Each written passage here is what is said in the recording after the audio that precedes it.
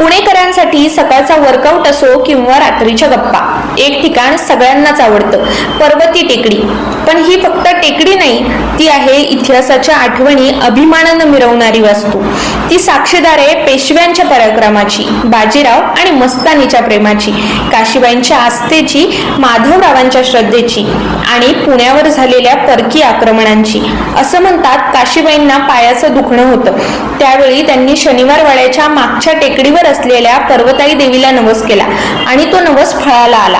तेव्हा त्यांनी आपला मुलगा नानासाहेब पेशवे यांना सांगितलं, इथे एक मंदिर बांधा. 23 एप्रिल 1749 रोजी नानासाहेब पेशवे यांनी पर्वताई देवीचं मंदिर बांधलं आणि त्यासोबत देवदेवेश्वराचंही. पुढे रघुनाथरावांनी कार्तिक स्वामींचं मंदिर बांधलं, तर थोरल्या माधवरावांनी विष्णू उत्सव. आज आपण ज्या पायऱ्या चढून पर्वतीवर जातो त्या दुसऱ्या बाजीराव पेशव्याच्या काळात बांधल्या गेल्या आहेत. आणि पर्वतीवरचं अजून एक अमूल्य ठिकाण पेशवे संग्रहालय. 1795 मध्ये नानासाहेबांनी उभारलेली ही वास्तू 1800च्या दशकात संग्रहालय म्हणून ओळखली जाऊ लागली. तुम्ही पुण्यात राहून पर्वती पाहिली नसेल तर पेशवाई अनुभवायची संधी गमावली आहे असं समजा. म्हणून एकदा जाऊन या पर्वतीची शांतता, इतिहास आणि पुण्याचा आत्मा अनुभवाच.